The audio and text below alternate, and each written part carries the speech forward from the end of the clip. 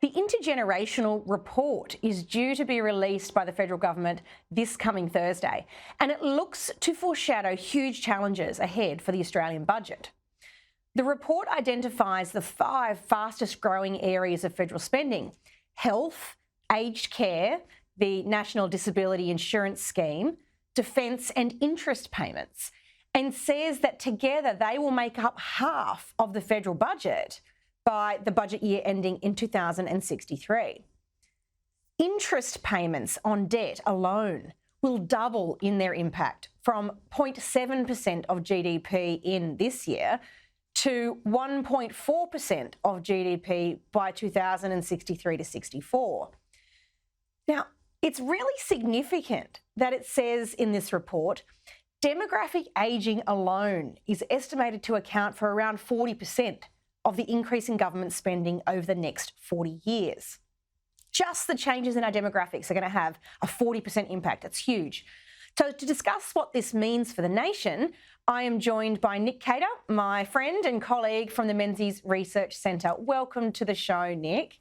Thank you, the report Amanda. shows that our ageing and growing population means that health and aged care spending, as well as the cost of adopting the new technologies that emerge in those fields, are driving pretty huge spending growth. As a nation, what do we do about that?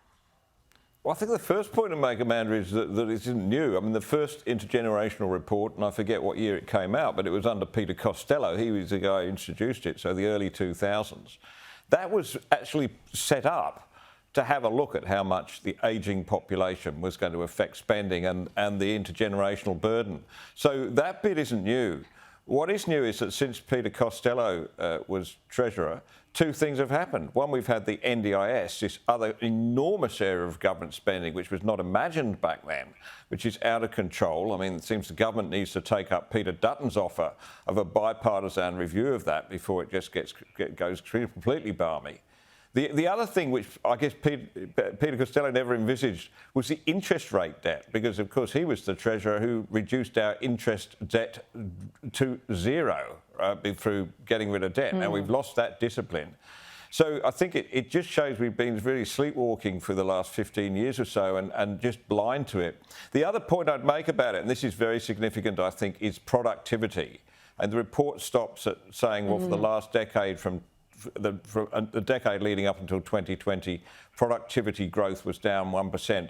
I think it's even worse than that now. If you look at the recent productivity quarterly figures, then the last one, it was down 4.6%, never fallen as much of that since we started tracking these figures. We're in real trouble on that, because if we don't get productivity right, there are no wage increases for anybody. There is no growth in the economy, and everything just goes really, really bad. So from what we've had leaked out of this report, Amanda, I'm really, really worried. Your point about productivity is a really good one. It has an enormous effect on these long-term metrics that are being measured in the report. But they're also needed to deal with the short-term concerns that Australians are reporting.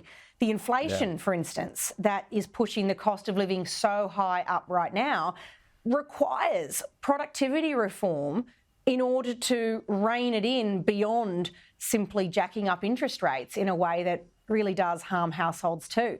Let's move to talking about debt a little bit more. Debt is already having a huge impact, and the prediction that there will be a doubling of the share of GDP that's going to need to go to interest is really very concerning. But more than thinking just about it as dollars and cents, isn't this an issue of fairness to future generations? The reason I would suggest that reducing debt is perhaps the most meaningful, if unglamorous, youth policy you could possibly have as a government, because we need to allow the future generations, as they come of age and become the people who govern, the opportunity and the flexibility to be able to deal with the problems of their time with enough budget leeway to do it. The debt situation being unaddressed denies our young people that opportunity. What should be done now to make sure we're not shortchanging today's young people as they become the custodians of this country? Yeah, I mean, this is we talk about skiing, don't we? Spending the kids' inheritance. This is an egregious form of that. And there's a very simple thing. I'm sorry this sounds old-fashioned, Amanda, but we simply have to live within our means. And we've invented this phrase, it seems, the Treasurer Jim Chalmers has come up with this idea, structural deficit, right? That's the amount that's more that we spend than we have coming in taxation and other things.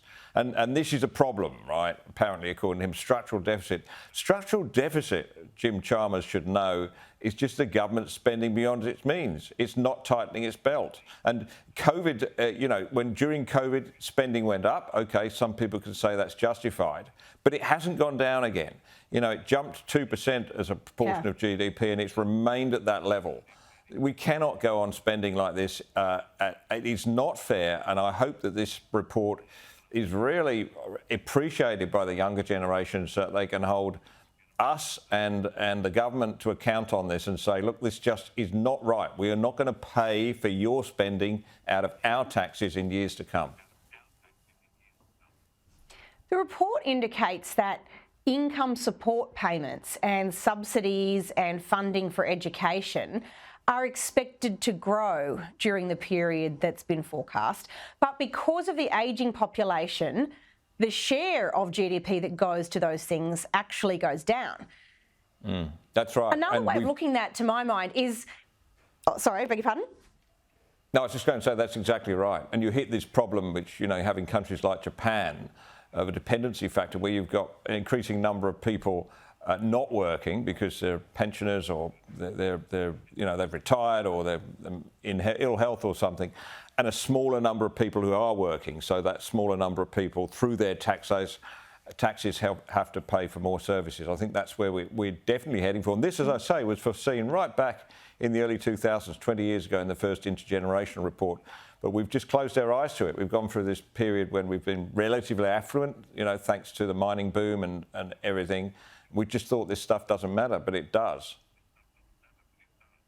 What's a red flag about this observation from the report for me is that if we are maintaining fairly high levels of income support and education spend, but as a GDP proportion that's going down, really what that's saying is that the size of government and the cost of government is getting bigger and bigger and bigger. And that's a problem. And so from a philosophical perspective, why is an ever-growing size of government something that is undesirable for Australians? Yeah, that's a very big political question, isn't it? You must have battled with this in your time in the Senate. People, it is an enormous problem. People can see it's a problem when government starts growing too big. But nobody's got any appetite for pulling it back, really, politically. Campbell Newman's brief term as Premier in Queensland was an example of that. He tried to, he recognised that there was ballooning bill on public service wages and so forth, and tried to pull it back. But then nobody wants their hospital to lose one person, or everybody can. We all, I guess, think we benefit from government services, and we're very reluctant to see them reduce. The other thing, don't underestimate the power of the ABC in this, Amanda. The ABC are entirely self-interested in this, right? Because everybody at the ABC relies on a government handout for their pay packet. So they're very reluctant to argue for government to be any smaller. I wonder if they're going to declare a conflict of interest. Nick, thank you very much for your time and your expertise tonight. I appreciate it very much.